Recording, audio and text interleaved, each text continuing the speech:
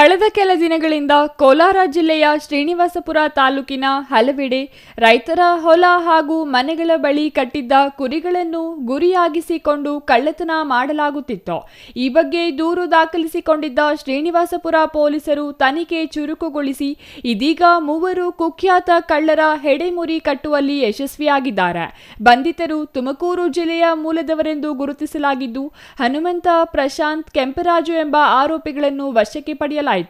ಕಳ್ಳರ ಜೊತೆಗೆ ಪೊಲೀಸರು ಸುಮಾರು 37 ಕುರಿಗಳು ಮತ್ತು 2 ಮೇಕೆಗಳನ್ನು ವಶಪಡಿಸಿಕೊಂಡಿದ್ದಾರೆ.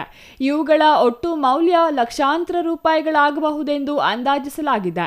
ಬಂಧಿತ ಆರೋಪಿಗಳು ಕೇವಲ ಶ್ರೀನಿವಾಸಪುರ ಮಾತ್ರವಲ್ಲದೆ ಕೋಲಾರ ಜಿಲ್ಲೆಯ ವಿವಿಧ ಭಾಗಗಳಲ್ಲಿ ರೈತರ ಕಣ್ಣು ತಪ್ಪಿಸಿ ಕುರಿಗಳನ್ನು ಲಾರಿಯಲ್ಲಿ ಸಾಗಿಸಿ ಮಾರಾಟ ಮಾಡುತ್ತಿದ್ದರು ಎನ್ನಲಾಗಿದೆ.